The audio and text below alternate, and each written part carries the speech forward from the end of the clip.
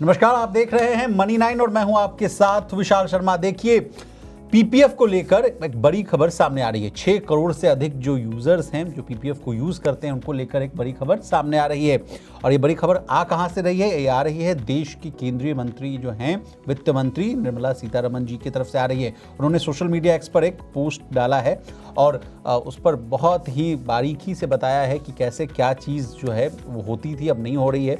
अब इन्हीं मुद्दों को आसान भाषा में समझने के लिए हमारे साथ मनी 9 के एडिटर हैं प्रियंका संभव मैम। उनको हम लोग आप रूबरू करते हैं। Madam, over to you.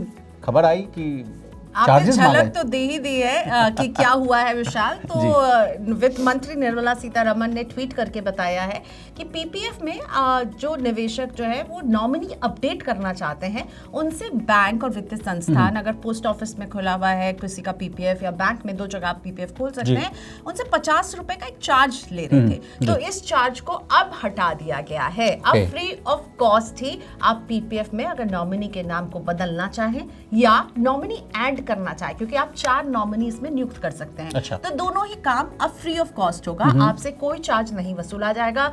सरकार का पहले ये नियम जरूर था, लेकिन निवेशकों की परेशानी को देखते हुए सरकार ने एक गैजेट नोटिफिकेशन के जरिए ये बताया है कि अब ये चार्ज नहीं वसूला जाएगा। फ्री ऑफ कॉस्ट है, मुफ्त कर दिया गया है। नॉमिनी के नाम को अगर आप अपडेट करना चाहते हैं अपने पीपीएफ अकाउंट में, तो अगर आपका बैंक या अगर आप पोस्ट ऑफिस में जाके कहते हैं और वो कहते हैं आपको चार्ज लेना है, तो ऐसे कोई चार्ज अब आपको नहीं देना है।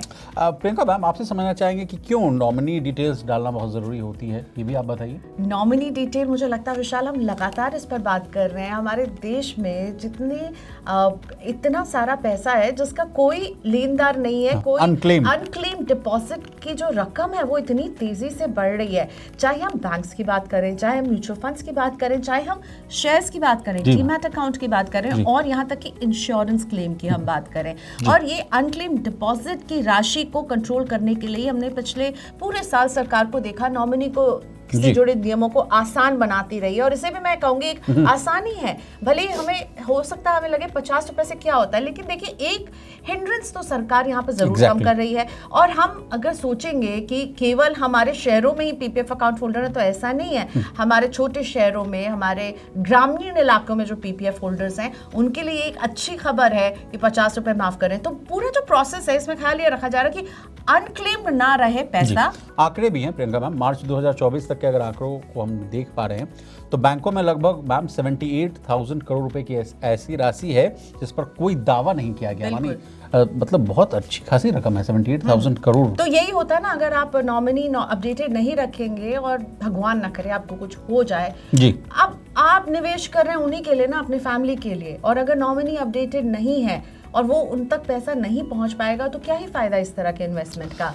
इसीलिए इसको आसान करने के लिए ये पैसे का एक हर्डल जो था, एक फीस जो लगती थी, उसे भी सरकार ने हटा दिया। पीपीएफ के नॉमिनी अगर आप बदलना चाहते हैं, नाम को कुछ अपडेट करना चाहते हैं, कोई चार्ज नहीं। मैम, वो जो 4 नॉमिनी हम लोग ऐड कर सकते हैं, वो कौन कौन हो सकते हैं? वो अपने हिसाब से हस्बैंड, वाइफ, माँ, फैमिली के लोग जो होते हैं, जो नियम है सबकी जगह वैसे ही होते हैं। लेकिन इससे भी ज्यादा इंपॉर्टेंट है, पीपीएफ एक इंपॉर्टेंट निवेश है विशाल, ठीक है, और नया फाइनेंशियल ईयर शुरू हो चुका है। तो मुझे लगता है कि अगर आपने प्लान किया था कि भाई पब्लिक प्रोविडेंट फंड में मैं 1.5 लाख, जो उसकी मैक्सिमम लिमिट है, उतना इन्वेस्टमेंट करूंगा या करूंगी, तो मुझे लगता है ये फाइनेंशियल ईयर की शुरुआत में ही कर दीजिए। इससे अच्छा कुछ हो ही नहीं सकता, क्योंकि आपको फिर पूरे साल ब्याज मिलता होगा। लेकिन कंडीशन एक है कि आपके पास इतने पैसे होने चाहिए वन गो में कि आप 1.5 लाख पूरा निवेश कर दें। लेकिन प्रियंका मैम, आपसे अभी भी चर्चा हम लोग कर रहे थे, आप बता रहे थे कुछ 5 तारीख का जो झोल है, वो आप बैठे हुई हैं, आपको लोग सुनना चाहते हैं। लगता है बहुत जल्दी पीपीएफ खोलना चाहते हैं। तो 1.5 लाख एक साथ डालेंगे कि नहीं विशाल, ये सवाल रहता है। लेकिन 5 तारीख का पेज समझ लीजिए। तो होता ये है पीपीएफ में, जैसे एक पहले तो आप ये बताइए प्रियंका मैम कि फाइनेंशियल ईयर जो स्टार्ट होगा वो 1 अप्रैल से स्टार्ट हो जाएगा। 1 अप्रैल से शुरू तो है। 5 अप्रैल को मान लेना डेडलाइन। 5 अप्रैल तक अगर आपने पैसे जमा कर दिए ना,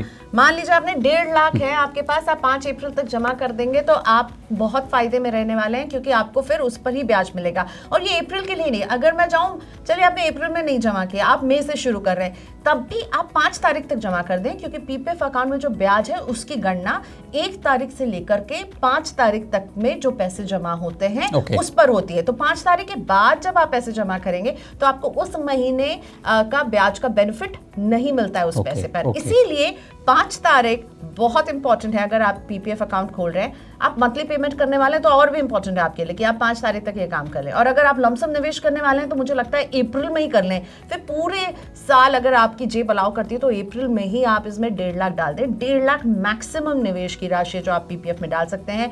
मिनिमम न्यूनतम राशि है 500 रुपए। तो मुझे लगता है अगर अभी विशाल आपकी जेब अलाउ नहीं कर रही है तो आप 500 रुपए से ही सही। पीपीएफ है बड़ा अच्छा निवेश। क्यों अच्छा, ये नहीं पूछेंगे? नहीं, जरूर पूछेंगे मैडम, इसीलिए तो आपसे जानकारी लेना चाह रहे हैं कितना फीसदी का ब्याज मिलता है, ट्रिपल ई वाला जो कॉन्सेप्ट है उसको भी आसान भाषा में समझाइए, और क्यों खोले आदमी पीपीएफ वो भी आप बताइए।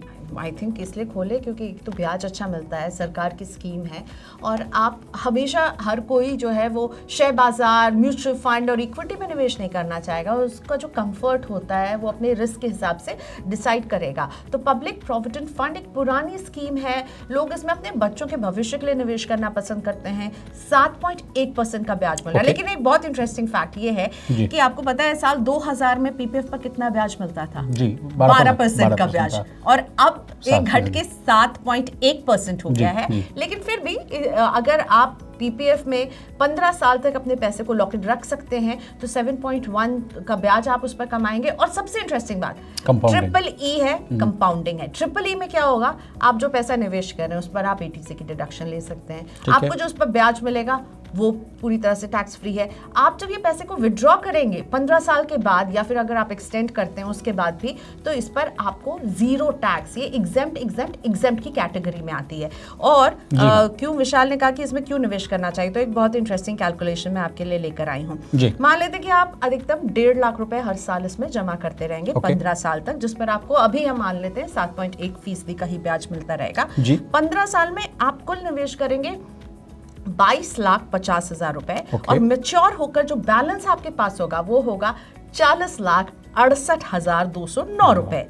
और इसे आप एक्सटेंड कर सकते हैं दो बार, और वो भी 5-5 साल के ब्लॉक। तो मैम टोटल अवधि है 15 साल का, 2 बार एक्सटेंड करेंगे यानी 5 साल, तो 25 साल तक हम इन्वेस्टमेंट करेंगे। 25 साल तक आप पीपीएफ में निवेश को रख सकते हैं। और 25 साल तक अगर एक्सटेंड आप करते हैं, और ये जो 1.5 लाख का निवेश सालाना किया है एक व्यक्ति ने, उसका भी आपको बता देती हूँ। 25 साल में कुल निवेश हो जाएगा 37,50,000 रुपए का, और मैच्योरिटी की राशि होगी 1 करोड़ से। तो लीजिए, बैठे बैठे मैडम ने आपको बना दिया करोड़पति। 25 साल निवेश कीजिए पीपीएफ, और उसमें मैम सबसे अच्छी बात है कि गारंटी है, सरकार की गारंटी है। कोई पॉन्जी स्कीम हम लोग नहीं बता रहे हैं। लेकिन पीपीएफ में एक और पेज समझ जाइए, आपके पास एक ही अकाउंट हो सकता है, मल्टीपल अकाउंट नहीं रखिए।